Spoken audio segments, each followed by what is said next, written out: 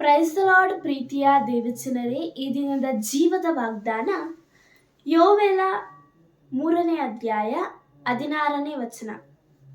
ಯೆಹೋವನು ಚಿಯೋನಿನಿಂದ ಗರ್ಜಿಸುತ್ತಾನೆ, ಯೆರೂಸಲೇಮಿನಿಂದ ದನಿಗೈಯುತ್ತಾನೆ. ಭೂಮ್ಯಾಕಾಶಗಳು ನಡುಗುತ್ತವೆ, ಆದರೆ ಯೆಹೋವನು ತನ್ನ ಜನರಿಗೆ ಆಶ್ರಯವೂ ಇಸ್ರಾಯೇಲ್ಯರಿಗೆ ರಕ್ಷಣಾ ದುರ್ಗವೂ ಆಗುವನು. Joel chapter 3 verses 16. The Lord roars from Mount Zion, his voice thunders from Jerusalem. Earth and sky tremble, but he will defend his people. ಪ್ರಾರ್ಥನೆ ಮಾಡಿಕೊಳ್ಳೋಣ. ಪ್ರೀತಿಯುಳ್ಳ ದೇವರೇ, ನಿಮಗೆ ಸ್ತೋತ್ರ ಕರ್ತನೆ. ಅಪ್ಪ ದೇವರೇ, ಈ ಸಮಯದಲ್ಲಿ ಈ ವಾಕ್ಯ ಭಾಗಗಳನ್ನು ಅನುಗ್ರಹಿಸಿದ್ದಕ್ಕಾಗಿ ಸ್ತೋತ್ರ ಕರ್ತನೆ.